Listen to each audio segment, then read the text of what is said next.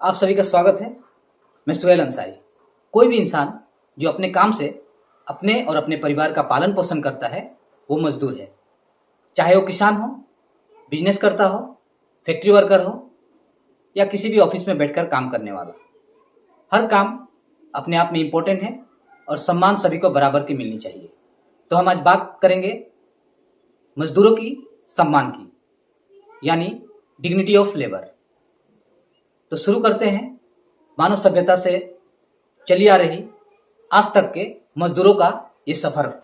प्राचीन समय में अपने जीवन यापन करने के लिए दो ही मुख्य काम थे, शिकार करना और खेती करना।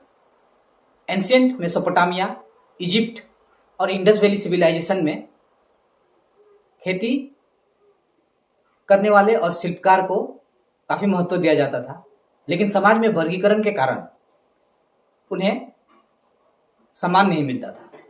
एंशिएंट ग्रीस और रोमन सिविलाइजेशन में मानसिक काम को शारीरिक काम से ज़्यादा महत्व दिया जाता था और समाज में गुलामी का महत्व धीरे धीरे बढ़ता गया।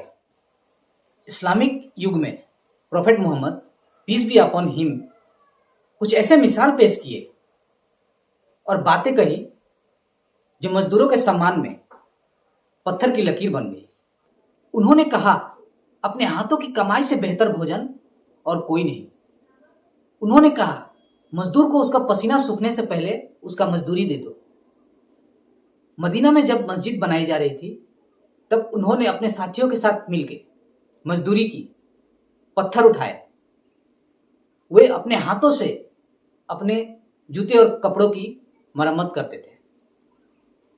सफर के दौरान टेंट लगाना, लकड़ी इकट्ठा करना, पानी उठाना और हर तरह के काम किया करते थे।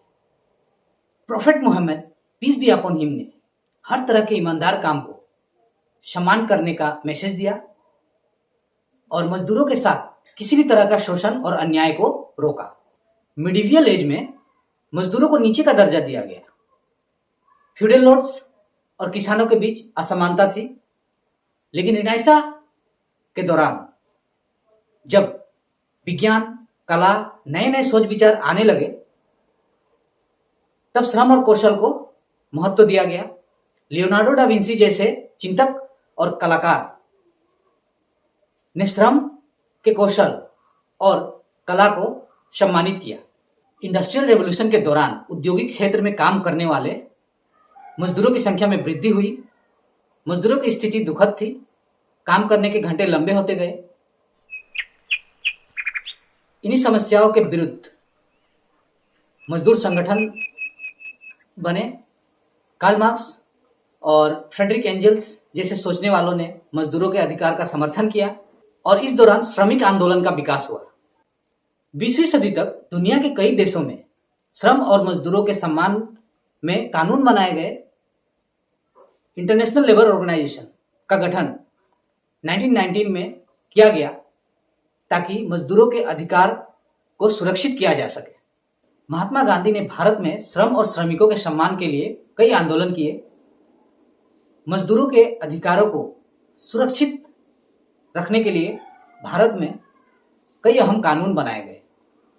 मिनिमम वेजेस एक्ट 1948 के तहत हर मजदूर को उसके काम के बदले मिनिमम तनख्वाह मिलना चाहिए।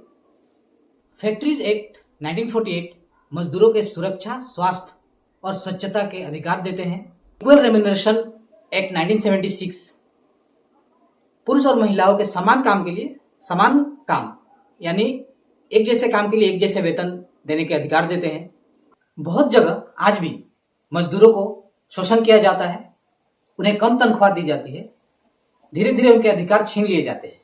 आज के समय में कुछ प्रोफेशंस को ऊंचा माना जाता है और कुछ प्रोफेशंस को नीचा, लेकिन ये सोच गलत है। बढ़ते हुए ऑटोमेशन, कॉर्पोरेट कल्चर और प्राइवेटाइजेशन ने मजदूरों को मुसीबत में डाल दिया है। अभी भी मजदूर अपने हक के लिए संघर्ष कर रहे हैं। यदि हमें अपना सम्मान यानी मजदूरों की सम्मान को वापस लाना है तो कुछ अहम कदम उठाने पड़ेंगे। हर व्यक्ति को यह समझना होगा कि कोई काम छोटा या बड़ा नहीं होता। लेबर कानूनों का पालन करना पड़ेगा, शिक्षा और जागरूकता फैलानी पड़ेगी। मजदूरों को उनके अधिकार के बारे में जानकारी दी जानी चाहिए। सभ्य काम यानी डिसेंट वर्क वही है जिसमें एक सम्मानजनक तनख्वाह मिले, जिससे कि इंसान अपने फैमिली के साथ अच्छी तरह गुजर बसर कर सके। जहां वो काम कर रहे हैं वहां सेफ्टी और सिक्योरिटी हो, सोशल सिक्योरिटी हो, इक्वालिटी हो और सम्मान मिले काम करने की जगह, और प्रॉपर रेस्ट करने को भी मिले काम करने के बाद, ताकि जिंदगी के और जरूरी कामों के लिए समय दिया जा सके। यदि हम एक खुशहाल, तंदुरुस्त और न्याय पर आधारित समाज बनाना चाहते हैं तो हर व्यक्ति को उसके काम का सम्मान देना और उसके अधिकारों को सुरक्षित करना जरूरी है। हमारा project my life for piece and humanity को सपोर्ट कीजिए, इसे लोगों तक पहुंचाइए, इस मैसेज को फैलाइए। अपना ख्याल रखिए। Good bye.